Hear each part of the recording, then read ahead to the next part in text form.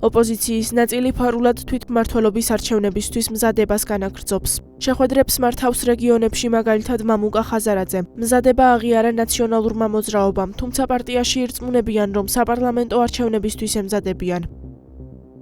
რადიკალური ოპოზიცია რეალურად მიიღებს თუ არა ადგილობრივი თვითმმართველობის არჩევნებში მონაწილეობას, ამას ქვეყნისთვის და მით უმეტეს საქართველოს ხელისუფლებისთვის არანაირი არსებითი მნიშვნელობა არ გააჩნია.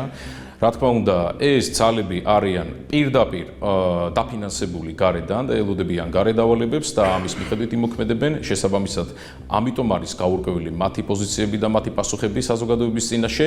მე ერთი რამ შემიძლია გითხრათ დარწმუნებით, რომ ქართული ოცნება ემზადება ადგილობრივი თვითმმართველობის არჩევნებისთვის და ჩვენ დამაჯერებელ მეათე გამარჯვებას მოვიპოვებთ 64-ვე მუნიციპალიტეტში. ნათლად უნდა აღინიშნოს, რომ ნაციონალური მოძრაობა, როგორც საპარლამენტო ცხოვრებიდან გავიდა, ასევე უნდა გავიდეს ადგილობრივი თვითმმართველობის დონის მმართველობიდან. მათი ადგილი არ არის არც ერთ ხელისუფლების შტოში.